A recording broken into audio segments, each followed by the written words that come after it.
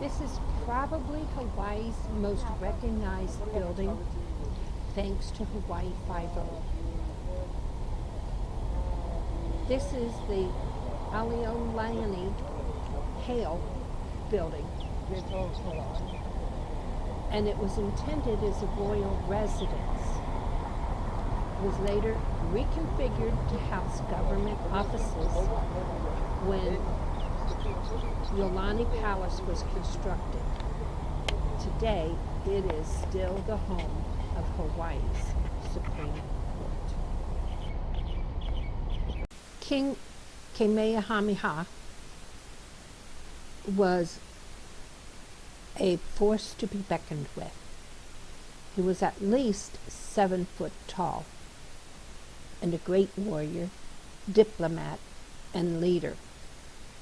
He united the Hawaiian Islands into one royal kingdom in 1810 after years of conflict.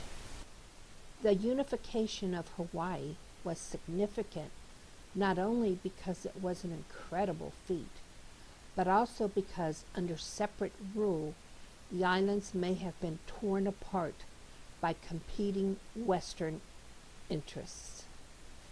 The statue that is in front of the Supreme Court of King Kamehameha is not the first statue that was made. The first statue was lost when the ship delivering the statue from Europe was lost at sea near Cape Horn. The original statue was later found and was erected in the island of Hawaii near King Kamahahani's birthplace.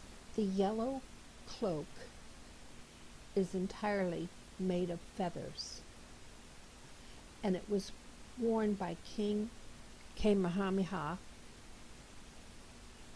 and symbolized his leadership and royalty.